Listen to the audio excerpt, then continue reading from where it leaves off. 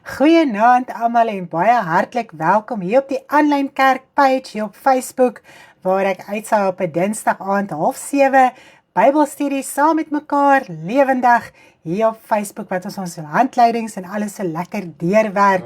Nou terwyl ons so begin, wil ek u vra dat u ook asseblief terwyl ons share daar na al ons platforms toe, dat u dit ook sal doen na jou status toe, na jou timeline toe, na jou story toe, waar jy ook al dit kan deel, sodat almal dit kan sien. Loof die Here.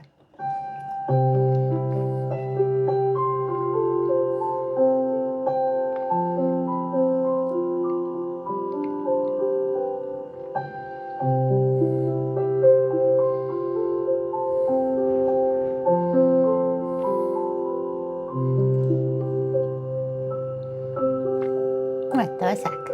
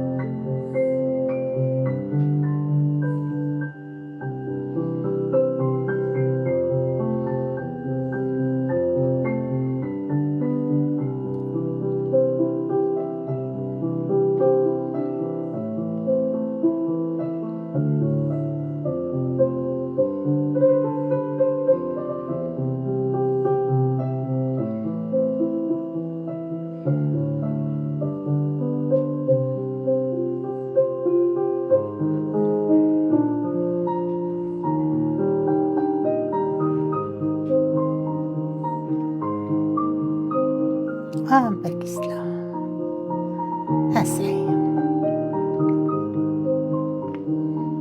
Goeienaand almal, baie welkom almal wat ingeskakel het vanaand hier by die aanlyn kerk op Facebook. Baie dankie dat u dit ook daar na u tydlyne te share, na u status toe, dat almal ook kan deel wees van hierdie amazing Bybelstudie wat ons aanbied so online, lewendig op die aanlyn kerk. Dit is net so 'n groot voorreg. Ek weet nou nie of ek nou reg is hier nie, want alles is nou hier de mekaar. Yes, ek dink, goeienaand almal, ek sien almal se gesiggies, ek sien almal se kommentare. Ek wil net vir julle sê, ons saai uit op die aanlyn kerk. So as jy nie op die aanlyn kerk is nie, kan jy dalk nie al die kommentare sien nie, en dan gaan jy dalk nie deel voel nie. So as jy weer inskakel, ons deel dit op die aanlyn kerk, so page, en dan kan jy ook deel wees daarvan. Prys die Here. Nou vanaand is ons tweede deel van ons uitsending van ons Bybelstudie. Het u dit geniet sover? Geniet u dit? Hou u daarvan? Leer u daaruit? Wys maar net vir my yes of no, of wat ook al. En dan kan ons ook weet, dit moedig my ook geweldig om aan te hou met hierdie Bybelstudie. Dis net 'n heerlikheid. So, vind u baat by hierdie Bybelstudie. Ja, voel jy om dit met almal te deel. Ek sien daar's lovies en alles, dis net lekker. Dankie almal. Wow, dis amazing. En dankie dat jy vanaand deel is van die tweede een. Nou, ek gaan vanaand so bietjie voor ons so inval met die handleiding. Asseblief, hou jou handleiding reg. Ons gaan so bietjie indelf in ons handleiding in, so bietjie daaroor gesels en so, en ek gaan vir julle verduidelik hoe ek daardeur gaan werk, en dan kan jy ook meer verstaan. Maar voor ek daarmee gaan begin, gaan ek so bietjie gesels oor geestelike armoede en rykdom. Nou dit is 'n deel van die fondasie wat ons ook gaan mee begin in ons handleiding. Ons het so lekker deurgepraat van Adam en Eva, die begin, die tuin van Eden, om wedergeboorte te verstaan, want as 'n mens nie werklik verstaan wat in die tuin van Eden gebeur het met die sondeval nie, is dit moeilik om te verstaan hoekom moet ons as mens die wedergeboorte deelagtig raak. Nou, ons het dit so lekker uitgeklaar. Ek dink ons verstaan gees, siel en liggaam en al die dinge wat daar gebeur het en dat die mens basies sy stand verloor het as die beeld van God. En nou moet hy terugkeer soontoe. En dit is net deur die wedergeboorte. Maar ons gaan nou lekker daarmee begin. Kom ons bid net eers lekker saam. Prys die Here. Vader, baie, baie dankie vir u liefde, u genade, u barmhartigheid, u vrede, wat ons kan ervaar elke dag in ons lewe. Al gaan dit soos 'n warboel om ons, weet ons kan in die rus van u wees, Vader. Ons kan ons harte afsonder, ons kan ons gedagtes afsonder, ons kan alles afsonder, Here, om met u te praat in ons gedagtes, in ons harte, al is ons tussen hoeveel mense. Vader, en wat 'n voorreg is dit om u kind te wees, om daai vrede te ervaar in ons harte, in ons lewe. Ons loof en ons prys u daarvoor. Baie, baie dankie dat u elkeen deurgedra het tot vanaand toe, Vader. Daar was soveel baie dinge wat gebeur het. Here, siektes en dinge, maar u het elkeen deurgedra en ons waardeer dit en ons sê vir u so baie dankie daarvoor. In my hart waardeer ek u so, Vader. Ek waardeer u koninkryk, ek waardeer redding, verlossing, vrymaking. Ek waardeer u seun wat gekom het om vir ons te sterf, sodat daar redding vir ons kon wees, sodat daar herstel kon wees, Here, my God, in ons siel, in ons innerlike, dat ons nie gebore kan word in u koninkryk deur u gees. Baie, baie dankie daarvoor. Ons het so 'n groot voorreg as mens op aarde.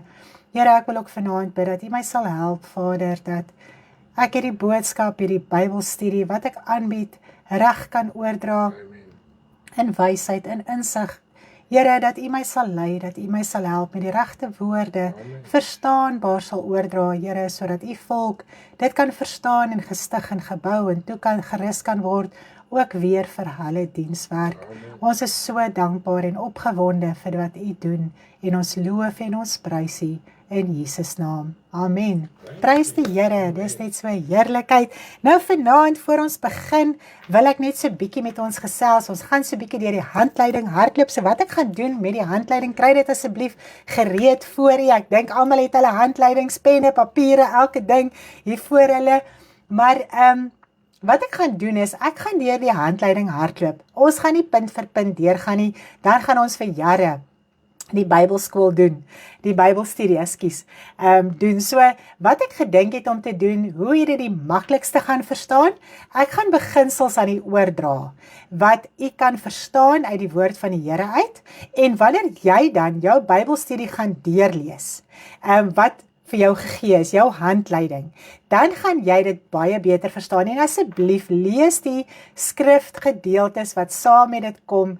Dit gaan vir jou geweldige insig gee, jy gaan die konteks van die woord verstaan, jy gaan begrippe in die woord verstaan. So as 'n mens net daardeur hardloop en jy gee nie aandag daaraan nie en jy lees nie die skrifte nie, gaan hierdie Bybelstudie vir jou niks beteken nie. So dit is van insit, dis van leer, dis van werk. Ag, en dit weet jy wat, as mens daarmee begin en jy werk dit so deur, dan sit so 'n heerlikheid dat jy nie kan ophou nie, dat jy nie genoeg kan kry nie. So wat ek vanaand gaan doen is, ons gaan deur dit hardloop, lekker punt vir punt, so lekker vinnig deurgaan, en dan gaan jy 'n begrip vorm van die punt waardeur ons werk, en as jy daardeur gaan werk met jou skrifgedeeltes, met jou skrifverwysings, dan gaan jy dit ook baie beter verstaan. Wow, is dit nie amazing nie? Maar voor ons begin, wat my getref het in die week, terwyl ek so besig is met die Bybelstudie, toe dink ek daaraan dat, is ons geestelik ryk of het ons geestelike armoede? En dit het my weer baie diep in my hart getref om te besef op watter plek jy in jou geestelike lewe staan. Nou as jy jou vanaand self bevind op 'n plek in jou geestelike lewe waar jy voel jy weet niks, jy verstaan nie die Bybel as jy dit lees nie, jy is onvrymoedig en nie spontaan wanneer daar oor die evangelie gesels word nie, dan beteken dit, jy het geestelike armoede. En dit is nie 'n probleem nie, dit kan uitgesorteer word. Dit is hoekom hierdie Bybelstudie is, sodat ons die geestelike armoede wat in ons lewe is, kan uitsorteer. Wow, is dit nie amazing nie? Nou ek wil dit net gou hier noem, voor ons met enigiets verder begin, hè? Is dat ons vanaand gesels oor die geestelike. Dit het niks met die vlees te doen nie. So as jy armoede ervaar in die vlees, is daar nie fout met jou nie, daar is nie 'n probleem in jou lewe nie, daar is nie 'n vloek op jou nie. Al waarop die vloek rus is die sonde. So as 'n mens vashou aan sonde, dan ervaar jy die vloek wat rus op sonde. Maar wanneer jy saamwerk in jou geestelike lewe en jy sorteer uit en jy bely en jy gaan aan, dan rus die vloek van sonde nie op jou nie. En deur jou wedergeboorte, toe jy die Here Jesus Christus aangeneem het, het hy die vloek oor jou kom verbreek. En jy moet in daai vryheid bly wandel. Dit is die groot saak. Baie keer as ons as kinders van die Here sak self terug, en dan bly ons nie in daardie vryheid nie. So alles wat ek vanaand oor praat, gaan nie oor die vleeslike nie. Dit gaan oor die geestelike, dit gaan oor geestelike armoede en rykdom. Dit gaan glad nie oor het jy geld of het jy nie. Wat verstaan jy geestelik? Nou, geestelike armoede is wel 'n probleem, omdat ons elkeen die geestelike rykdom en voorspoed van God moet hê en groei tot die volle mate in Christus. Amen. So elkeen van ons moet uit daai geestelike armoede uitkom. Ons elkeen het die vermoë om daar uit te breek. Okay? Dis net jy gebruik jou vermoë of jy gebruik nie jou vermoë nie. Jy gebruik jou tyd, jy maak jou hart oop of jy doen nie. En dit is al manier hoe jy uit daai geestelike armoede kan uitkom. Nou ons lees dit natuurlik weer in Efesiërs 4 vers 11, 12, 13, 14, maar waar hy so mooi sê, dat totdat ons almal kan kom tot die eenheid van die geloof en van die kennis van die Seun van God, tot 'n volwasse man, tot die mate van die volle grootte in Christus. Ons het elkeen die vermoë om daarby uit te kom. God weerhou geen van sy rykdomme van ons nie, glad nie. Dis net ons wat baie keer ons hart toesluit of nie ywerig genoeg is om daai rykdomme in die hande te kry nie. Okay, so ons het hom so. Nou wanneer ons kyk na Hebreërs 5 vers 14, sien ons dat ons moet volwasse raak. Ons moet vaste spys kan begin hanteer. Ons moet geestesvermoëns besit om goed en kwaad van mekaar te onderskei. En hoe kry 'n mens dit? Deur die gewoonte geoefen. So jy moet werk, jy moet insit, jy moet uitsorteer om daai vermoëns wat jy het, weer verder te laat groei in jou lewe. Okay. So ek wil hier iets verduidelik van as 'n mens die woord toepas, dan bekom jy geestelike rykdomme. Dit gaan nie oor ek moet die hele Bybel kan ken, opsê, verstaan, alles nie. Dit is natuurlik nodig dat jy die hele tyd groei in die woord. Mens moenie gaan stil staan by plekke nie. Mens moet bly groei. Maar geestelike rykdom kom in wanneer 'n mens dinge in die woord lees en hoor en verstaan en jy begin dit toepas in jou lewe. Dan ervaar jy geestelike rykdom. Dit is hoe jy dit bekom. Dit is hoe jy deel raak van dit. Nou enige kennis wat jy kry aangaande die woord, moet jou as mens verander om godvrugtig te lewe. Nou wanneer kennis nie toegepas word nie, dan maak dit opgeblaase. So dan ervaar jy daai geestelike armoede. Dan het jy net 'n klomp kennis wat jou opblaas. Jy kan ook sê, ek weet dit en ek weet dat en ek weet so en ek weet so, maar jy het nog nie daai ervaring in jou lewe, daai gewoonte geoefen, dat as jy iets hoor of verstaan uit die woord uit, dan vat jy dit en jy begin dit leef, jy begin dit doen, jy begin dit toepas. Dan raak jy geestelik ryk. Amen. Is dit nie amazing nie? Want baie keer dink ons, joh, hierdie het nou meer kennis as ek en daai weet meer. Dit gaan glad nie daaroor jy kon 10 keer al die Bybelskool gedoen het. As dit nie jou lewe verander het nie, was dit mahalla. Okay, dan was dit kennis wat opgeblaas maak. Want die liefde, dit stig. Okay, wat is die liefde? Dit is wanneer ons die woord vat, wat ons hoor en verstaan en al die dinge, en ons begin dit toepas en dit verander ons lewe, daar begin 'n verandering in ons lewe plaasvind. Amen. Dit is liefde, om te wandel volgens die woord. Amen. Is dit nie amazing nie? Nou Jesus leer vir sy disippels in Lukas 6, Jy kan so 'n bietjie daardeur gaan lees op die eie tyd. Leer hy vir hulle van die slegte bome en die goeie bome en hoe ons moet vrug oplewer en wat ons moet doen en hoe ons lewe moet wees en hoe ons lewe moet inrig en verstaan en al hierdie dinge. So hy educate hulle oor hoe ons lewe moet wees. Hy kom leer ons deur die woord.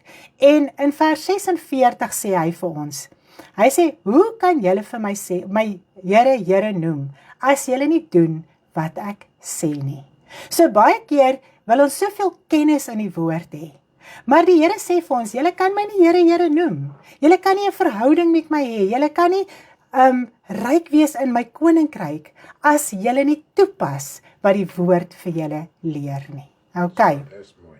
So ja, dit is 'n groot saak. En hy sê in vers 47, elkeen wat na my toe kom en na my woorde luister en dit doen, ek sal julle wys soos wie hy is. En dan natuurlik praat hy oor die man op die rots, die man wat sy huis op die rots bou en die man wat sy huis op die sand bou. So die wyse persoon doen die woord van God. Dis al.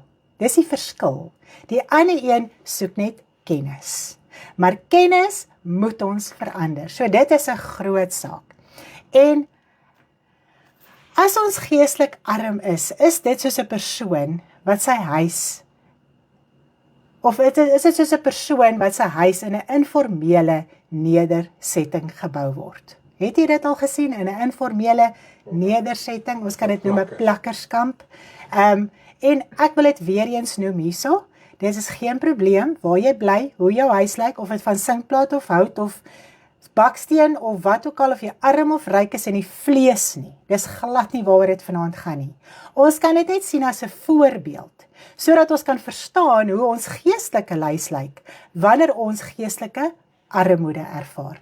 Want 'n huis in die informele nedersetting. Trek ons nou bladsy 2 van die Ja, ekskuus. Julle is nou by julle handleiding. Julle gaan sien op bladsy 2 staan daar fondasie. Nou dit is waar hierdie gedeelte begin. Dit gaan nogal 'n hele stuk deur. So ek gaan so hier en daar punte aanhaal van wat hier geskryf is in die fondasie. So hier staan informele nedersetting is 'n woongebied met wonings. Okay, so daar is dit is so die tweede paragraaf op bladsy 3. Dan kan julle so lekker deur dit lees. Bladsy 2 begin het, bladsy 3 gaan dit aan. Nou, in so 'n huis kan ons sien dat sulke mense kry enige iets in die hande om mee te bou. Man, sinkplaat, karton, hout, enige iets wat hulle in die hande kan kry, wat hulle kan gebruik om 'n huis bymekaar te probeer sit. Nou, dit is 'n huis wat gelap en geplak is. Is dit nie so nie? Dit is nie met bakstene volgens 'n plan, volgens riglyne gebou nie. En so 'n huis kan geen storm weerstaan nie. Okay? So, en die groot ding is, God is nie partydig nie. Dit wil ek ook net noem. God is nie partydig nie. Hy gee nie vir een van sy kinders meer as vir die ander een nie. In die vlees nie. So dit maak nie saak waar jy bly, hoe jou huis lyk, hoe ryk of arm jy is, dit het niks met jou geestelikheid te doen nie. Jesus het nie eers 'n huis gehad om in te bly nie, so dit gaan glad nie daaroor nie. So ek wil net 'n vergelyking tref vanaand, sodat ons ietsie kan verstaan. Ek hoop jy kan dit so mooi verstaan, en dan gaan ons lekker van daar af verder. Nou, wanneer daar nie standvastigheid en gedurende groei is in ons geestelike lewe nie, dan ervaar ons hierdie armoede, 'n gelapte geestelike huis wat geen storm kan weerstaan nie. Nou, hoe gebeur dit dat 'n geestelike gelapte, dat ons 'n geestelike en gelapte en geplakte huis het? Hoe gebeur dit in ons lewe dat ons baie keer met allerlei dinge bou, behalwe met die regte ding? Het jy al daaraan gedink? Waarmee bou jy? Waarmee is jy besig? Dis cool ding. Is het Terence het hier die les het gekopie en paste sommer hier in my kommentaar in. Oh, nice. Dis baie cool. 'n geboude huis het fondasie, 'n informele setting huis het nie fondasies nie. Yes. Wanneer bou ons met lappe en geplakte huise? Dis wanneer ons na elke grashalm gryp in ons geestelike lewe. 'n verse dag. Is ons nie afhanklik van 'n vers 'n dag nie. Hoeveel van ons behoort aan dinge wat vir ons 'n vers 'n dag deurstuur met een of ander interpretasie wat nie eers werklik daai skrif in konteks met die woord verduidelik nie. Dagstukkies, hier en daar 'n preek. Luister hier 'n preek, dan luister ons daar 'n preek. En vandag toe dink ek daaraan. As 'n mens 5 mense se preke luister, gaan jy in so 'n geweldige verwarring wees in jou geestelike lewe. En jy gaan probeer bou en jy gaan probeer kop bo water hou, maar ek kan vir julle sê dit gaan so 'n verwarring wees in jou geestelike lewe dat jy nie gaan kop of stert uitmaak nie. Jy praat dalk agter mense aan en sê dalk daar allerlei klisjées, baie sê dinge in die Christelike kerk wat natuurlik klink soos geestelike dinge wat van geen nut is nie. Of jy praat dalk agter mense aan wat verkeerd verstaan, of wat die verkeerde begrip van die woord het. En so probeer ons om 'n huis op te rig met hierdie nuttelose materiaal. Dis vinnige dinge hier en vinnige dinge daar. Maar dit is 'n huis wat definitief uit mekaar uit gaan val, want daar's geen fondasie nie. Nou, ons mag slegs op die fondasie Jesus Christus bou, met sy woord. So Jesus Christus is die hoeksteen, hy is die fondasie, en op dit moet ons bou met sy woord. Ok, nou as ons probeer bou met dinge buite sy woord, kan ons dit nie saamvoeg of verenig met die fondasie, met die hoeksteen nie. Dit gaan definitief in mekaar val. Ok, so jy kan nie met allerlei dinge probeer bou in jou geestelike lewe nie. Dit gaan in mekaar tuimel. Verstaan ons dit so? Ok, so ons het hierdie fondasie en ons moet reg op hierdie fondasie bou. Daarom is dit so belangrik dat ons fondasie diep ingegrawe is en ons ook goed bou op hierdie fondasie wat gelê is. Is ons by tot op hierdie punt? Verstaan ons dit? So ons moet uit hierdie geestelike armoede uitkom. Hoe kom ons uit hierdie geestelike armoede uit? Ons moet nie traag wees nie. Ons moet ywerig wees in ons geestelike lewe en ons moet begin werk in ons geestelike lewe. Dit wat ons hoor, dit wat ons verstaan, ewen in hierdie Bybelstudie, moet ons begin toepas in ons lewe, dat ons lewe kan verander. Dan bou jy op die rots, dan kry jy daai geestelike rykdom en vermoëns by in jou geestelike lewe. Is dit nie mooi nie? Is ons by? Is dit reg, my man? Verstaan ons? Ek verstaan. Verstaan jy? Dis sy. Sjoe, kan dit beamoen, was presies in daai toestand. Joh, dit is omtrent so. So ja, verder gaan ons na bladsy 3 toe. Kom ons gaan na bladsy 3 toe.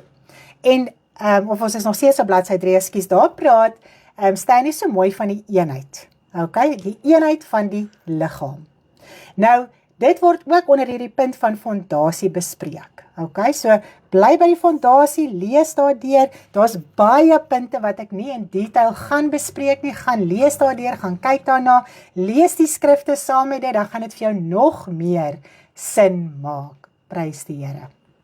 Ok, so wanneer ons een liggaam in Christus is, waarvan hy die hoof is, moet daar eenheid wees. Is dit nie so nie? Ons kan nie elkeen sy eie opinies, elkeen sy eie idee en gedagte in die liggaam van Christus hê nie. Kom ons lees dit so mooi in 1 Korintiërs 1 vers 10.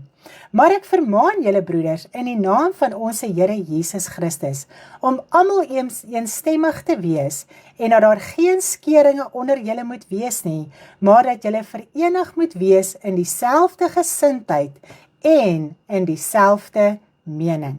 Nou daar is ongelooflik baie opinies in die Christelike wêreld. Staan net ons vir ons al genoem, ek dink is iets soos 33.000 denominasies, verskillende opinies, idees en dinge wat in die Christelike wêreld is. Nou baie van hierdie denominasies word slegs op een vers gebou, wat hulle dalk nie eens verstaan in die hele konteks met die woord nie, of dalk met 'n deel van 'n vers. Baie keer kry 'n mens dit, dat dit 'n deel van 'n vers is waarop mense hulle hele evangelie bou, wat niks te doen het met die woord van die Here soos wat hulle dit probeer interpreteer nie.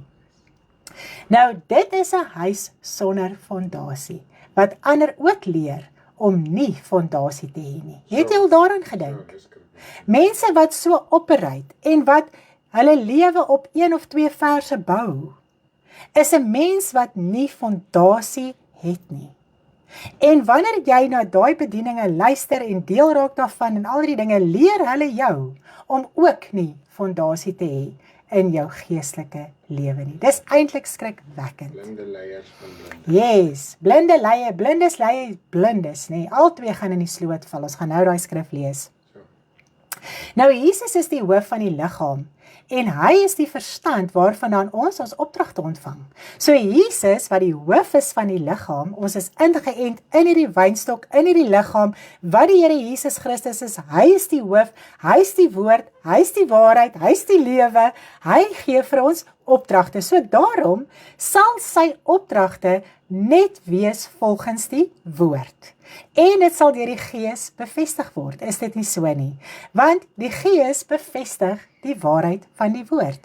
Nou, indien 'n lid ongehoorsaam is aan die hoof, verwyder hy homself. Jy kan uit die liggaam uit verwyder word, as jy aanhou met jou eie idee, opinie en dinge teenstrydig met die woord van die Here, dan verwyder jy jouself. Yes. Okay, en so 'n persoon sal verdroog. Yes. Okay, dis nie te sê dat so 'n lid sal ophou om die evangelie te verkondig nie. Baie keer dink ons, as so 'n lid uit die liggaam uit is, hy sal nou ophou met die evangelie. Maar aangesien sulke mense dit uit eie gewin en hebsug doen, mense wat voel die evangelie is winsgewend, dis alwaarom hulle die Here dien, om geseën te wees op aarde, sê God se woord dat ons moet onttrek van sulke mense. Okay, dit lees ons in 1 Timoteus 6 vers 3 tot en met vers 5. Gaan lees dit gerus deur. Hy sê net die laaste skrif, vers 5, nuttelose stryery van mense wat verdorwe in hulle verstand en van die waarheid beroof is en dink dat die godsaligheid winsgewend is, onttrek julle aan sulke mense. Okay, so enigiemand wat dink dat jy geseënd op aarde moet wees, dat die evangelie winsgewend is, dit bedien om geld te kry en al die dinge, onttrek jou van sulke mense, want hulle is nie meer deel van die liggaam nie. Hulle het hulle self onttrek van die liggaam. Hulle het self losgemaak van die liggaam. En sulke mense sal verdroog. Al het hulle nog 'n gedaante van godsaligheid. Hulle doen nog allerhande dinge. Hulle sê nog hulle dien die Here. Hulle noem die Here Jesus Christus as die gekruisigde en al hierdie dinge. Hulle lees nog die woord. Maar hulle is nie meer deel van die liggaam nie. Hoekom nie? Want dit is 'n ander gees wat daai persoon oortuig van dit wat hy glo. Nou, as 'n persoon deur 'n ander gees gelei word, sal Jesus dit nooit toelaat dat hy deel bly van sy liggaam nie, want hy sal al die lede skade doen. Okay? So hy moet verwyder word uit die liggaam uit. Want hy is 'n ander gees, hy is besig met 'n ander evangelie, hy is besig met 'n ander Jesus. En hy moet verwyder word uit die liggaam van Christus uit. Okay. Nou is dit so mooi om te dink dat die Gees bevestig slegs die geskrewe woord en sal nooit uit homself uitpraat nie. En dit is waarom dit so belangrik is om deur Jesus met die Vader te kommunikeer en nie direk vir die Gees dinge te vra, soos ons geleer is in die Christelike kerk, om die Gees dinge te vra nie. Die Gees sal slegs die woord bevestig. So die Gees het nie 'n klomp opinies wat hy openbaar agter God se rug aan jou nie. Teenstrydig met die woord van die Here nie. Baie mense wat sê die Gees het my gelei, is absoluut teenstrydig met die woord van die Here. So mens moet werklik verstaan en pas op en versigtig wees waarmee 'n mens besig is. So mens moet deur die Here Jesus Christus wat ons middelaar is, moet ons met die Vader praat sodat die Vader ons kan antwoord. En die Gees van die Here sal dit bevestig, dit wat God antwoord deur sy woord. Okay. Yes, amen.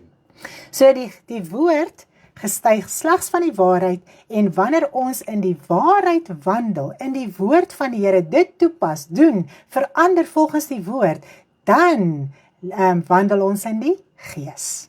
Ok, nie met allerhande stemme en dinge wat na jou toe kom en met jou praat en teenstrydig is met die woord van die Here nie. Jy bly in die woord van die Here. En dis die stem van die Here wat jy gehoorsaam is. En so wandel jy dan in die Gees.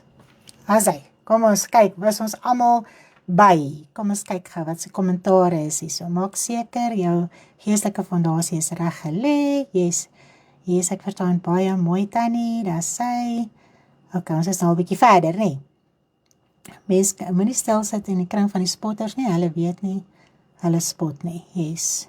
So, en ek moet ook vir jou sê, baie keer voel ons dat mense nie weet waarmee hulle besig is nie, maar die woord sê, hulle is goed geoefen. Hulle weet presies waarmee hulle besig is. So baie keer besef ons dat mense voel dis liefdeloos en hard soos die woord met ons praat. Maar die mens weet, hy ken homself, hy ken die motief van sy hart en hy weet waarmee hy besig is. En dit is my eintlik erg om te dink dat as Jesus so of as God so 'n radikale opmerking gemaak het van ons moet onsself afskei, ons moet onsself onttrek, sal hy dit nie goedkeur nie. Okay? God self sal dit nie goedkeur nie. As hy vir ons die opdrag gee, gaan hy presies dieselfde doen volgens sy woord. So dis baie ernstig eintlik vanaand om te verstaan dat daar is soveel wat nie in eenheid met die liggaam van Christus beweeg nie. Baie opinies, baie idees, baie gedagtes, baie dinge en standpunte, geweldige standpunte en dit het niks met jou geestelike lewe te doen nie. So ons met ons fondasie op die rots bou. Dis so mooi. Okay. Kom ons gaan net verder. Kom ons gaan so 'n bietjie, dit is nog steeds by die fondasiepunt, nog al die pad. Het ek maar net hier punt uitgehaal op bladsy 4 van volwassenheid. Okay? So ons gaan net so 'n bietjie gou daarna kyk. Volwassenheid word bespreek onder die fondasie, so gaan kyk daarna. Elke lid moet groei tot volwassenheid en om vaste spys te kan inneem. Okay? So ons moet die dinge van 'n kind aflê, ons moet, maar omdat die kinders van die Here traag is, en dit is 'n groot probleem, ons is lui, ons is laks, in ons geestelike lewe, is dit moeilik om op daai fondasie te bly bou, om volwasse te raak, om geestesvermoëns by te kry, om uit ons geestelike armoede uit te kom, en daai geestelike rykdom kan bekom. Want dit is moeilik vir ons as mens om net ons hart oop te maak en net te verstaan, maar my geestelike lewe is die belangrikste van alles. Ek dink weer vandag daaraan, dat dit is hoekom ons baie keer voel die woord is hard. Want Jesus kom praat baie dinge met ons en hy kom leer ons baie dinge. Want Jesus was nie in die vlees vasgevang nie.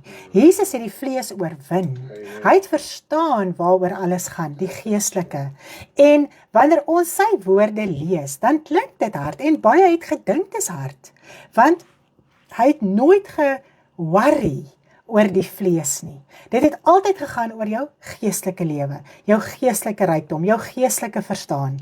Want hierdie aardse lewe is vir 'n oomblik, dis soos 'n damp wat verbygaan. En as ons die hele tyd in die vlees vasgevang bly, in die geestelike armoede vasgevang bly, gaan ons altyd voel, die woord is hard. Dis ongenadiglik.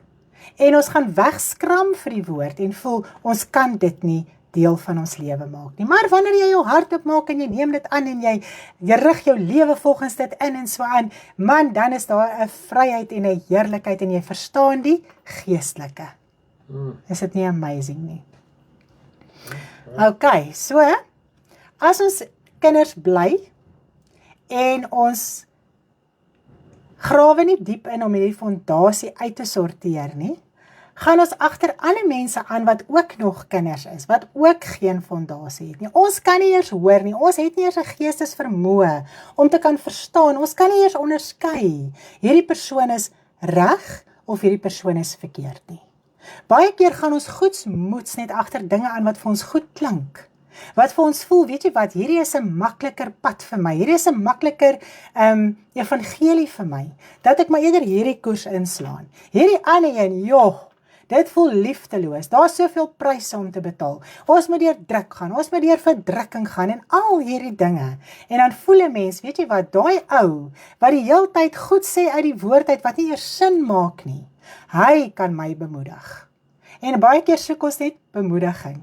Maar dit doen niks vir ons in ons geestelike lewe nie.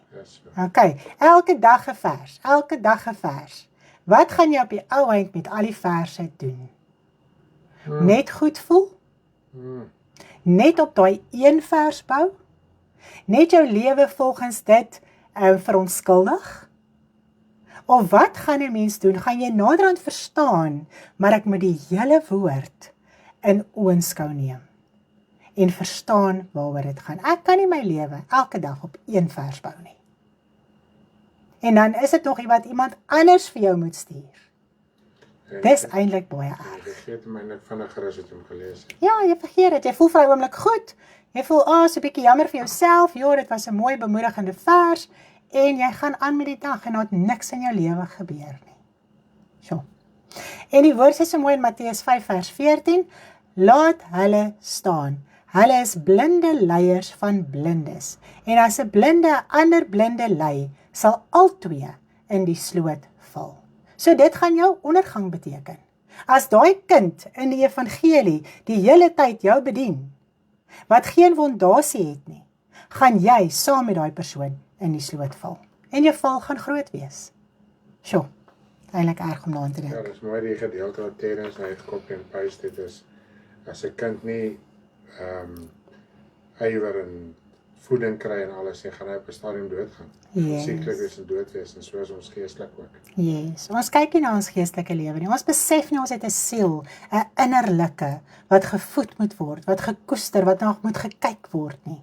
Dit is ook 'n liggaam, dis 'n geestelike liggaam. En hy voed uit die woord uit. Hy die gees van God. En dit is sy voeding. En die binnekamer verhouding wat ons het met ons hemelse Vader, dit is wat ons siel na smag. En as ons dit agterweë laat en traag raak en lui raak, dan gaan ons siel innerlik, gaan dit 'n probleem ontwikkel. Amen. So, dis eintlik baie erg. Goed. Soos wat jy elke dag kossies eet, jouself versorg, na jouself kyk, wanneer jy dit doen, dink bietjie aan jou siel. Dink, Here, het ek al vandag vir my siel kos gegee? Het ek al die woord gelees? Het ek al gebid? Het ek U al gesoek? Of gaan dit vir my net oor my vleeslike liggaam, wat bevredig moet word, kos inkry om te bly lewe en aangaan? Wat van jou innerlike? Dis 'n geestelike liggaam. Okay. Nou ja, hier tot hier toe kan ons sien, dink ek, elkeen van ons kan sien, dat ons 'n geweldige verantwoordelikheid het in ons geestelike lewe. Ons moet ons eie lewe in besit neem. Ons moet aan ons eie geestelike lewe werk. Ons moet die kennis wat ons inwin, met ons begin toepas, volgens die woord van die Here. Ons moet verander, ons moet uitsorteer. Ons moet bereid wees om te sterf, sodat ander kan lewe. Ons moet bereid wees om ons lewe af te lê. Wat is daai lewe wat ons moet aflê? As jy dinge het wat ander mense afsit, of wat maak dat ander mense nie die Here wil dien nie, verander in daai opsig. Besef, Here, ek moet sterf, ek moet alles gee, ek moet alles prys gee. Die kosbaarste besitting is ek self, is my geaardheid, my idees, my gedagtes. Dit moet ek prys gee vir die evangelie. Dis mooi, nee. Kom ons gaan na bladsy 5 toe, bekering uit dooie werke. Gaan so 'n bietjie daarna ver, bladsy 5 toe. Bo aan bladsy 5, bekering uit dooie werke. Is almal nog by? Is julle saam? Dit maak nou meer sin. Soos wat ons met vleeslike liggaam versorg, moet ons ook ons geestelike ook versorg. Ja, dit is amazing, nee. Ek dink as mens daai besef het in 'n mens se hart, dan dink jy elke dag nogal daaraan. Ja, Maak 'n punt daarvan om aan te dink. Here, wat het ek vandag in my innerlike belê? Wat se voeding het ek vandag gesorg dat my innerlike dit kry? Net 'n preek, net 'n vers, net 'n dagstukkie, net 'n wat? Of het ek self gegaan en die Here gesoek sodat hy voeding kon kry? OK. Kom ons gaan aan. Dit is die bekering uit dooie werke. Nou, Eerstens moet ons hier verstaan, dat ons moet verstaan wat is geloof. Okay? So, as 'n mens, ons as mens, kan geen goeie werk doen voor jou bekering, om die genade van redding te ontvang nie. So jy kon nie 'n goeie mens wees, of enige iets goeds doen, sodat God jou outomaties gered het en hemel toe vat nie. Okay? So daar is geen werk wat ons op aarde kan doen, wat kan maak, dat ons die genade van redding kan ontvang nie. Okay, al wat ons kon doen, ons kon geloof toepas, deur te verstaan, maar my lewe is in hierdie toestand. Okay? Ek kan nie aangaan met die ou lewe van my nie. En almal weet, die Here is hulle antwoord. Elke liewe mens op hierdie aarde weet, dat as sy lewe in 'n toestand is, dan is die Here sy antwoord. Okay? Ek kan nie dink dat daar een persoon is, wat dit nie weet nie. Elkeen roep altyd uit, eerste, wanneer daar 'n krisis is, of 'n probleem is, na die Here.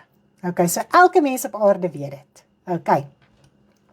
So wat ons kan doen, ons kan daai geloof toepas, om ons hart oop te maak en die Here Jesus Christus in ons hart in te nooi, as ons persoonlike verlosser en saligmaker in geloof. Want jy kan hom nie bewys wat in jou hart ingekom het nie. Jy kan die gees wat jy ontvang het, die wedergeboorte wat jy ontvang het, die besnydenis van jou hart wat jy ontvang het, kan jy nie bewys aan enige iemand nie.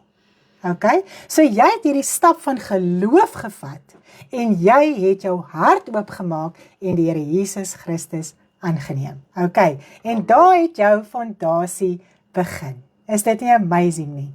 En die Here Jesus Christus word jou verlosser, en hy red jou van die ewige verderf. Okay? So die wedergeboorte is die genadegawe wat ons ontvang van God. Okay, so dit is wat ons van God af ontvang. Geen goeie werk kon dit vir jou doen nie. Niks nie. Jy kan sê, jy is die mooiste, beste mens op hierdie aarde. Ons kyk baie keer op na sondaars wat goeie mense is, en jy sê, ja, daai persoon gaan seker hemel toe, en hy doen geen vliegskade nie, en vanaand kan ons weer eens sien, dat niks wat ons goed doen, ons kan hemel toe vat nie. Ons kan red nie. Okay, behalwe die stap van geloof, om jou hart oop te maak, en die Here Jesus Christus aan te neem. Amen. Okay. Nou sê, ons moet ons bekeer. Nou, dit is nie die werke van die Ou Testament. Okay, wag, ons gaan nou net hierso. Na ons bekering, of ons wedergeboorte, moet ons wel goeie werke doen. Amen. Dit is 'n opdrag uit die woord uit, ons gaan dit nou lees. Nou, dit is nie die werke van die Ou Testamentiese wet wat ons moet doen nie, maar wel die werke wat die vrug van die geloof oplewer. So, dit is nie die werke van die Ou Testamentiese wet met al die offers en insettinge en al die dinge wat ons moet doen en nog verder moet vat nie. Dit is die vrug van die geloof, wat die werke van die vrug wat die geloof, wat die vrug van die geloof oplewer, ekskuus, daar knoop my tong. Nou, die geloof is die werk wat ons moet verrig na ons wedergeboorte. Nou, wat is hierdie werk wat ons moet toepas na ons wedergeboorte? Dit is die toepassing van die kennis van die waarheid. En dit is wat ons aan die begin bespreek het. Dit is om uit hierdie geestelike armoede uit te kom. Okay? Dit is die werk wat ons moet doen.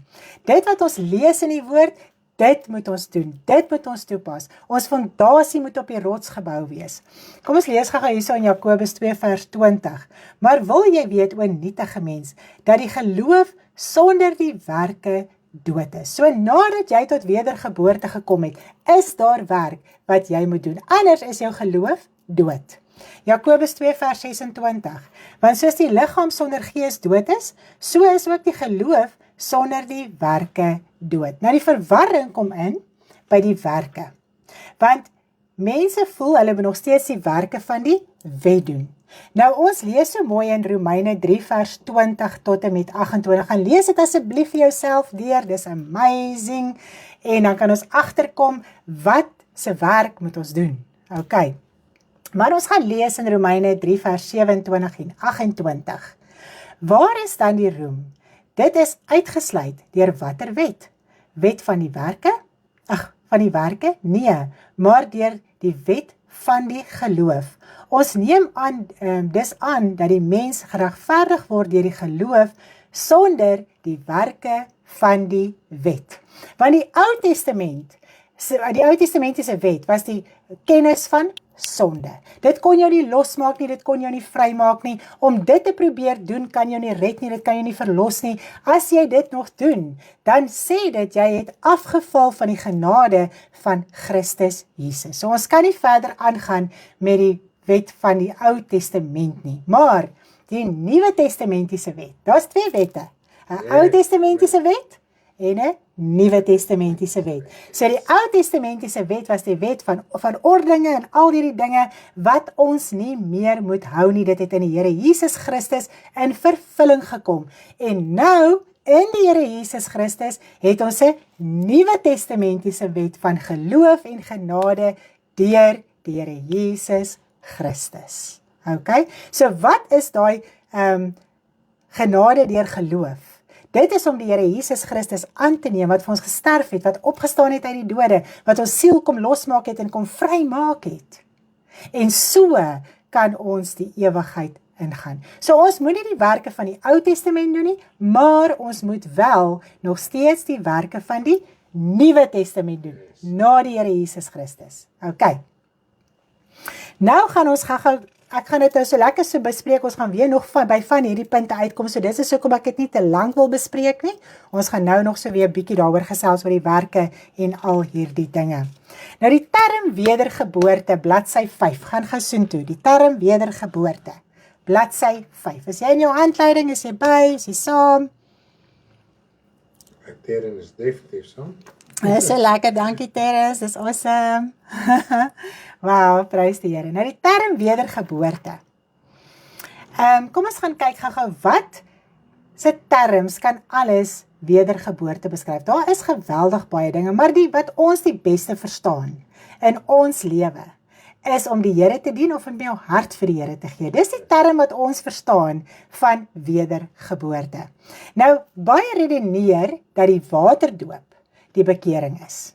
Nou, dit is geensins die geval nie, en dit gaan ons natuurlik in detail bespreek in die volgende les van die waterdoop. Nou, net om dit te noem, dit is ook 'n geweldige groot misleiding. Hoekom is dit 'n groot misleiding om te sê dat die doop is jou bekering? Want wanneer ontvang ons die Gees? Met ons wedergeboorte. Dan ontvang jy die Gees van God. En die Heilige Gees is jou siel. Okay? So dit is wanneer jy dit ontvang, met jou wedergeboorte. Amen. So nou, enige persoon wat net gedoop is, sonder bekering, sonder die wedergeboorte, sy fondasie is nie reg gelê nie. So 'n persoon het nog nie die Gees ontvang nie, so hy kan glad nie die woord verstaan geestelik nie. Hy probeer dit akademies uitredeneer. En sulke mense raak geweldig moedeloos. Hoeveel mense sit in kerke?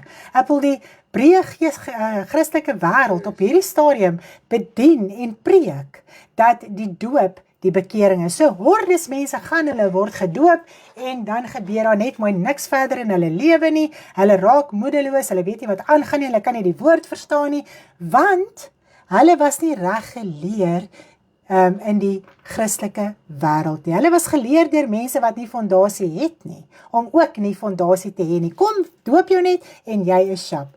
En dit laat my dink aan die Fariseërs wat net die toren van God wou ontvlug om gedoop te word. En Johannes die Doper het hulle weggewys en hy het gesê, gaan dra die vrug wat by die bekering pas. So hy het nie net left, right en center gedoop nie. Dis die doop van die bekering. Okay? Tot vergifnis van sonde. Okay. So ons moet verstaan, al sulke dinge is 'n geweldige verleiding in die Christelike wêreld. So ons moet die Gees ontvang met ons wedergeboorte, en dit moet vir ons die woord lewend maak, sodat ons dit kan verstaan, sodat ons vrugtig kan lewe, sodat ons ewen kan verstaan hoe om die woord toe te pas en uit te sorteer. Anders gaan ons niks weet nie. Jy gaan hierdie moedelose mens wees en niemand gaan jou kan help nie, want jou fondasie is nie reg nie. OK. Nou, wanneer 'n mens tot wedergeboorte kom, moet daar 'n radikale verandering sigbaar wees in jou lewe. OK? So almal moet kan sien, hier het iets in hierdie persoon se lewe gebeur. Gister was hy hierdie persoon, vandag is hy 'n ander persoon. OK, so daar moet 'n radikale verandering sigbaar wees, want die Gees van God kom in jou hart in jou innerlike se hart in. En dit verlig jou innerlik. En jy begin verstaan en jou innerlike verander weer na die beeld van God. So daar moet hierdie verandering plaasvind wat ook 'n effek het op jou liggaam. Want alles wat geestelik gebeur in die geestelike wêreld het 'n effek op aarde. OK? So as daar iets in jou siel gebeur, in jou innerlike, daar vind redding plaas, daar vind verlossing plaas, dan moet daai radikale verandering wys in jou lewe. Amen. OK. En ons moet die vrug dra wat by die bekering pas. Ons moet nie aangaan met ons ou lewe nie, ons moet nie teruggaan na ons ou lewe toe nie. Ek net sê, jy so hulle self vra nou, hoekom doop ons kinders as hulle klein is? Nommer 1, ons kan maar net sê dis onskriftuurlik. Yes. Ons behandel dit in die waterdooples volledig hoekom dit so gebeur. Yes. So nou moet nie deursteek tot dan. Yes, dis 'n valse doktrine. OK, so ons moet nie dit doen nie. OK, maar ons gaan dit lekker verder bespreek. Dis die lekkerte van die Bybels studie wat ons so lekker saam met mekaar deurgaan. Is lekker om hierdie vrae te hoor, dit te kan verduidelik, saam te kan gesels en alles, dat ons almal kan duidelikheid hê oor alles. Jy sal dit nooit weer verkeerd kry nie. Dis so mooi. Want onthou net, ons siel was eers vasgevang in die duisternis. Die Satan was eers ons vader gewees. En ons word weergebore in God se koninkryk. Ons ontvang die lig. Ons ontvang die Gees. Ons word verander. Daar vind soveel dinge plaas met ons wedergeboorte. Wow. Ek weet nie of jy dit ervaar het met jou wedergeboorte nie. Alles lyk anders. Jy sien anders. Jy ervaar anders. Jy leef anders. Jy's lief vir almal. Jy's lief vir die wêreld. Jy wil almal gered sien en verlos sien en jy's nie skaam vir die evangelie nie. En daar's net hierdie radikale verandering in jou lewe en hierdie besef dat jy sonde moet los en uitsorteer. Is dit nie so nie? En dit is so mooi met jou wedergeboorte. Nou dit is ons verander weer na die beeld van God, soos wat Adam en Eva in die begin was. Ons het mos nou lekker gesels daaroor. Adam en Eva was in die begin in die beeld van God en hulle het die Gees ontvang in hulle innerlike en dit het hulle verander na die beeld van God en ons moet ook weer terug verander na daai beeld toe. Want ons het die Gees van God verloor na die vloed en toe is ons in hierdie sondige toestand vasgevang onder die duiwelse mag en ons moes loskom daaruit. Jesus Christus het ons kom losmaak, hy het ons kom vrymaak, hy het die mag kom verbreek oor ons siel, oor ons innerlike, dat ons moes hel toe gaan. Hy het die sleutels van die dood en die doderyk uit die hande van Satan kom uithaal, hy het vir ons vergifnis kom skenk, hy het vir ons gawes kom skenk. Wow, is dit nie amazing nie? Alles wat ons verloor het, alles wat weggevat is van ons, het hy vir ons kom teruggee. Maar ons moet die wedergeboorte deelagtig raak om dit te kan ontvang. Amen. Jy ontvang dit nie net outomaties nie. Okay. Dis crazy. Ek dink tot op hierdie punt kan ons dit nou al baie duidelik verstaan. Yes. Is dit nie so nie? Het hom. Nou op bladsy 6, kom ons gaan 'n bietjie daar na bladsy 6 toe. Daar verduidelik Jesus die wedergeboorte aan Nikodemus die Fariseer. Okay.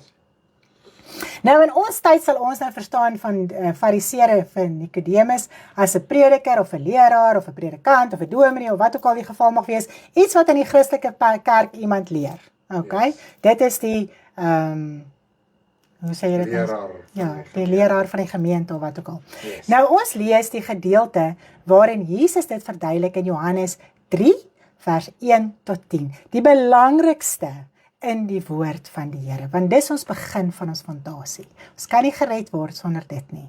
Nou ons kan sien dat dit vir Nikodemus heeltemal 'n onverstaanbare begrip was om te verstaan. Hy kon nie kop of stert uitmaak wat Jesus vir hom hier verduidelik nie.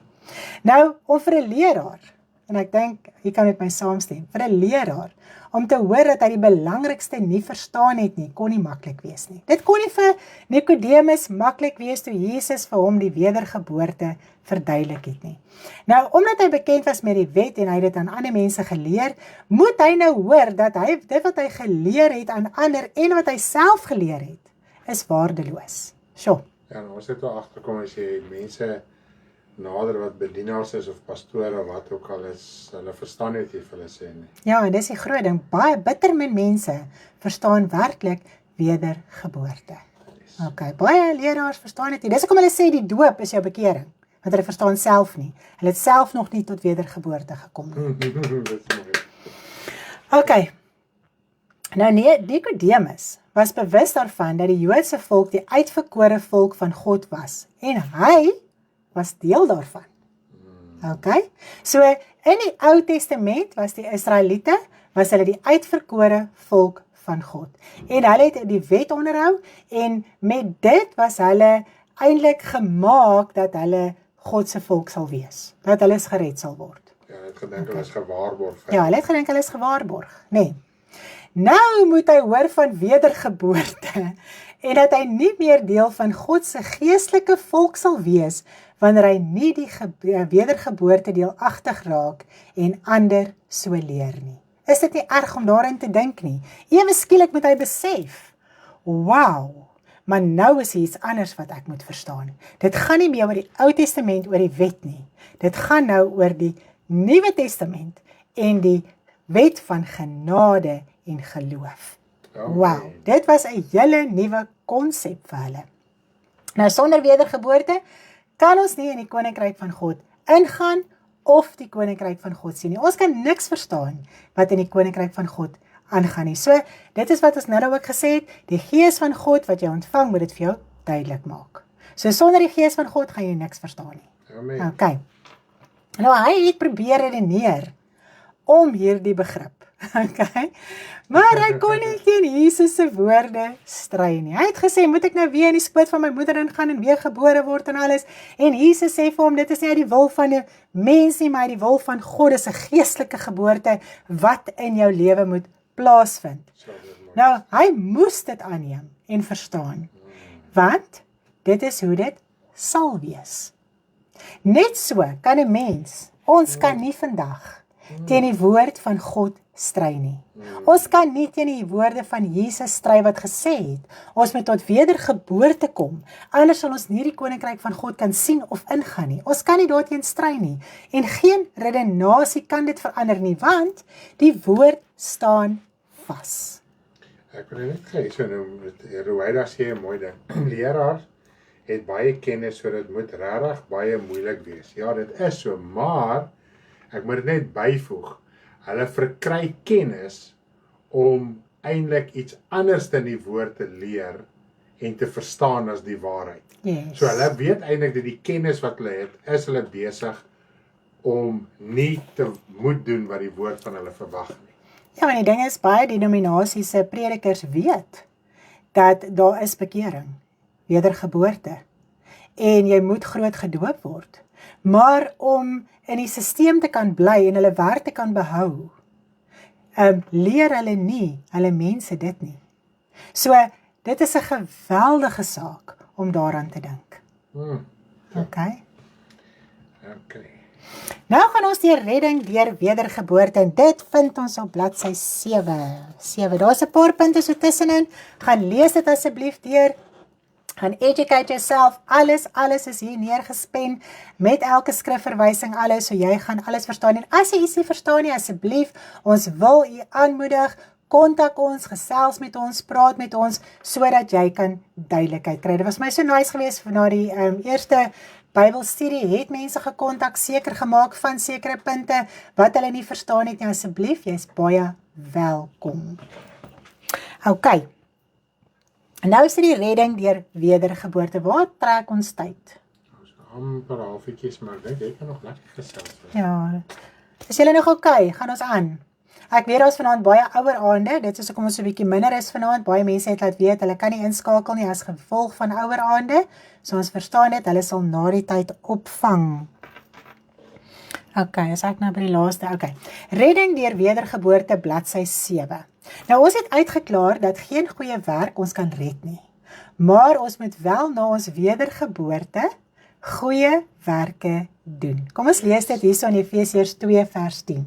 Want ons is sy maaksel, geskape in Christus Jesus tot goeie werke, wat God voorberei het, sodat ons daarin kan wandel. Is dit nie mooi nou? Ons is hierdie nuwe skepsel, ons is hierdie nuwe maaksel in Christus. Want ons het die Gees ontvang, ons is nou hierdie nuwe skepping in God se koninkryk, ons het hierdie nuwe geestelike geboorte deurgegaan, ons is gebore in God se koninkryk. Amen. En nou moet ons hierdie goeie werke doen, wat God vir ons voorberei het. As die nuwe mens. As die nuwe mens. Okay. Nou hierdie nuwe maaksel moet nou goeie werke doen, anders is ons geloof dood. Ja, oei. Dit is nou wat Jakobus 2:20 sê, geloof sonder werke is dood. Okay, so dis help jy is gered en jy doen nie goeie werke nie. Nou ons moet werklik verstaan wat die wil van God is, wat aan ons geopenbaar word deur sy woord en ons goeie werke volgens dit doen. Yes, amen. Dit is geweldig belangrik. Ons het riglyne in die woord van die Here, wat vir ons sê, hoe ons goeie werke moet doen. Okay. Nou wanneer ons werke nie volgens die riglyn van die woord gedoen word nie, is ons besig om op ons eie idee van goeie werke te bou. Jy bou op die sand. Okay? Want die riglyne volgens die woord gaan maak dat jy op die rots voortbou. Op die hoeksteen voortbou. Okay. Nou as ons nie volgens dit bou nie, dan is dit maar Allah. Okay, dis eintlik baie erg om te dink. Okay. Nou die riglyn van goeie werke vind ons in Matteus 25 vers 32 tot en met vers 40. Okay? So dis ons riglyn wat Jesus vir ons neergelê het. Dit is volgens hierdie riglyn wat julle goeie werke moet doen. En dit is waar die bokke en die skape geskei gaan word en dit is hoe ons dit moet verstaan, hoe ons lewe moet inrig met goeie werke. Nou, dit is so, dat daar staan, ons moet die hongerige kos gee, ons moet te ete gee en ons moet te drinke gee. Ons moet die naaktes klee, ons moet huisvesting gee wanneer daar nodig is. Ons moet die siekes en die gevangenes besoek. Maar, aan wie moet ons dit doen? Dit wat julle aan een van die geringste broeders van my doen, het julle aan my gedoen. So goeie werke gaan oor die broederskap. Dis die riglyn van die woord, dis ons dit inrig, dit is hoe God dit vir ons neergelê het. Wow, is dit nie amazing nie? Om hierdie werke te kan doen. So jou goeie werke wat jy doen, moet 'n effek in die hemel hê. Yes. Nou hoe het jou goeie werke effek in die hemel? Volgens die skrif. Want as jy dit aan 'n broeder doen, dan doen jy dit in die hemel asof aan die Here Jesus Christus. Ja. Okay, so ons werke wat ons moet doen, moet ook aan die Here Jesus Christus gedoen word. Dis die effek wat dit moet hê. So en dit is wat ons doen aan die broederskap, aan die huisgenote van God. Okay, ons kan ons goed uitdeel. Ons kan ons liggaam oorgee om verbrand te word. Ons kan allerlei dinge doen. As dit nie volgens die liefde is nie, wat is daai liefde? Om jou lewe in te rig volgens die woord. Nou as jy nie jou goeie werke volgens die woord doen nie, baat dit jou niks. Jy kan alles uitdeel, jy kan jou kaal gee. En dit is ook die groot ding wat ons as kinders van die Here dink. Ons moet elke ou in die hospitaal gaan besoek. Ons moet elke ou in die gevangenis gaan besoek. Ons maak ons klaar met hierdie dinge. Ons moet vir die boemelaars kos gee. Ons moet hulle klee. Ons moet missions oopmaak om almal op straat op te tel en vir hulle blyplek te gee. Maar wat sê die woord? Jy moet jou werke inrig volgens die woord, volgens die riglyn van die woord, volgens dit wat Jesus vir ons nagelaat het. Ons moet dit doen aan ons broederskap. Amen. Wow, ek dink ons kan dit dalk vanaand so verstaan. Yes, Wow, is dit amazing? Crazy. En daai goeie werke wat volgens die woord gedoen word, dit bou aan die nuwe Jerusalem. Niks anders nie. En nou moet jy oor 'n mooi spits. Enigiets buite die woord wat jy doen, bou aan jou eie ego. Dit het my verskriklik diep in my hart getref, toe ek dit vandag besef. Nou, eie ego werke is waardeloos. En dit kan maak dat ons huis val. So baie keer doen 'n mens dinge om jou eie ego te streel, om goed te voel oor jouself. Maar is nie volgens die woord van God nie. Dit baat jou niks. Nie volgens die liefde nie. Jo. Het ons daai punt? Het ons hom. is dit so. En ook moet hy net by sê, dat as jou kerk nie die ware leerstelling verkondig, en ek dink ons het dit bepaal, dan is hulle in elk geval nie deel van die liggaam van Christus self, preek hulle wat. So as jy jou goeie werke daar doen, beteken dit in elk geval niks. Yes, dit is die skrikwekkende deel. Wanneer jy die woord reg leer, en begin reg verstaan, en jy kom agter, maar jou kerk waarmee jy besig is nie besig met die woord nie, of volgens die woord nie, hulle is nie meer besig met die liggaam van Christus nie, dan moet jy jou afskei, dan moet jy daar uitkom, dan moet jy jou werk begin doen volgens die woord, want ons is die kerk, ons is die gebou, ons is die akker, ons is die medewerkers van God, ons is die tempel, so God bly nie in huise wat met mense hande gebou is nie. Dit gaan nie vandag oor 'n kerkgebou nie. Dit gaan oor jou geestelike lewe wat moet uitsorteer. Jy moet verstaan, jy moet jou lewe in besit neem, jy moet jou goeie werke doen volgens die woord van die Here. OK. Kom ons gaan na bladsy 9 toe. Bladsy 9 toe. Ons het hier gesien, kind van God, jy kan lekker daar gaan deurlees. En dan ontvang ek redding. Jy kan daar gaan deurlees, dis baie punte wat ons nou 'n bietjie herhaal weer, so gaan lees lekker deur dit met al die skrifgedeeltes, dan gaan dit vir jou mooi sin maak, maar ek wil by die punt uitkom van bekering en wedergeboorte. Wat is die verskil? Bladsy 9. Bladsy 9, bekering en wedergeboorte. Dis so aan die onderkant begin, die laaste paragraaf, begin die deel van bekering en wedergeboorte. Nou baie mense vra, wat is die verskil tussen bekering en wedergeboorte? Kom ons gaan kyk gou-gou. Nou die beginsel wat ons hier moet verstaan, is dat jy kom as sondaar na die Here toe. Jou lewe val letterlik uit mekaar uit. Jy weet jy die Here nodig. Jy kom na hom toe vir redding en verlossing. Want jy besef, die lewe wat jy lei, jou sondige lewe van ongeregtigheid en sonde, kan nie verder aangaan nie. Okay? Nou kom bekeer jy jouself voor God van jou sondige toestand. Jy kom bely jou sonde. Jy kom erken, jy kom verneder. So jy kom bekeer. Okay? En God die Vader self, op daai oomblik wat jou hart oopskeer en oopbreek voor hom en opreg is voor sy aangesig, skenk self vir jou die wedergeboorte. Okay, so dis 'n geestelike geboorte wat jy deelagtig raak. En God self gee dit vir jou. Okay, en dit lees ons in Deuteronomium 30 vers 6. Hy besny self die hart. Okay, nou as ons daarna kyk, jy ontvang 'n teken of 'n merk in jou innerlike se hart, in jou siel het 'n hart, né? Want jou siel is 'n liggaam wat operate in die geestelike wêreld. Okay, en in hom is daar 'n hart en daar is 'n verstand. Okay, nou in daai hart, in die geestelike wêreld, word jy besny. Okay, jy kry 'n merk of 'n teken dat jy in God se koninkryk behoort. So die hele geestelike wêreld kan dit sien en beleef. Is amazing, né? Dis awesome. Okay, en God self skenk vir jou die wedergeboorte. Hy self skenk vir jou die Gees deur die Here Jesus Christus. En dit verander jou terug na die beeld van God. So jy bekeer jouself van jou lewe, jy kom in nederigheid, jy kom erken jou lewe, jy kom sorteer uit, jy kom bely, jy kom neem die Here Jesus Christus aan as jou verlosser en saligmaker, en God skenk op daai oomblik vir jou die wedergeboorte. Maak dit vir julle sin? So dan word jy weergebore, 'n tweede keer in God se koninkryk. Nou is dit nie 'n vleeslike geboorte uit die wil van 'n man nie, maar uit die wil van God. Okay. So dit is hoekom ons hele verlede en alles weg is, want ons is nuut gebore in God se koninkryk. Jou hele verlede, jou hele ou mens wees is verby. Al jou sonde word op daai oomblik vergewe. Jy's 'n nuwe mens, 'n nuwe skepsel voor God. Is dit nie amazing nie? Sondeloos op daai oomblik. Wow! Dit is net super cool.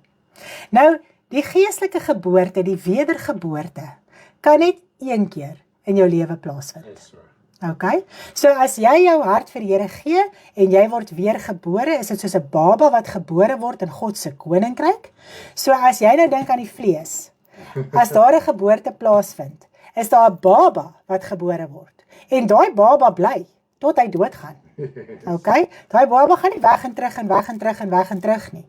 So jy kom een keer tot wedergeboorte. Daai geestelike kind van jou word gebore. Okay?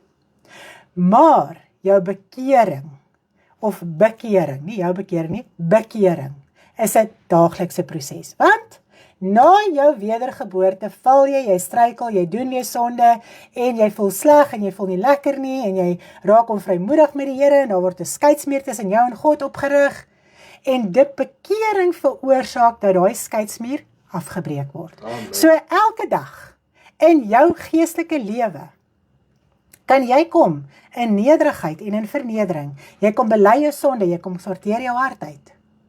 En so kom bekeer jy jouself daagliks van jou sonde en jou ongeregtigheid. Yes. Het ons dit? So wedergeboorte vind een keer plaas. Bekering is 'n proses tot en met jy doodgaan. Elke dag kom bekeer ons onsself. Ons val, ons struikel. En ons het 'n voorspraak by die Vader, deur die Here Jesus Christus, om ons sonde te kom bely, sodat ons vergifnis kan ontvang. Dis bekering. Okay. Het ons hom? Prys die Here. My ding bly nou op Paula se ding vashaak en ek sien niks verder nie. Prys die Here. Dit is net so super amazing. So alles wat in jou siel plaasvind, jou wedergeboorte, is geestelik.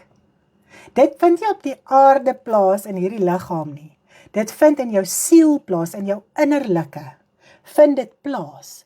Maar dit het 'n effek op jou liggaam. Okay. Nou kan ons verstaan wat hy sê, die skrif. Maak die binnekant van die beker skoon. Dan sal die uiterlike self regkom. Die buitekant sal self regkom. So wat is hierdie, maak die beker? Die beker is jou hart. Jou innerlike se hart. Maak hom skoon. Sorteer hom uit. Dat hy tot wedergeboorte kom. Dat hy vernuwe word. Dat hy die gees van God ontvang. Sodat die liggaam ook volgens dit kan begin operate. Yes. Okay. So as jy innerlik gesond is, as jy innerlik genees is, as jy innerlik gered is, dan gaan jou liggaam anders begin optree.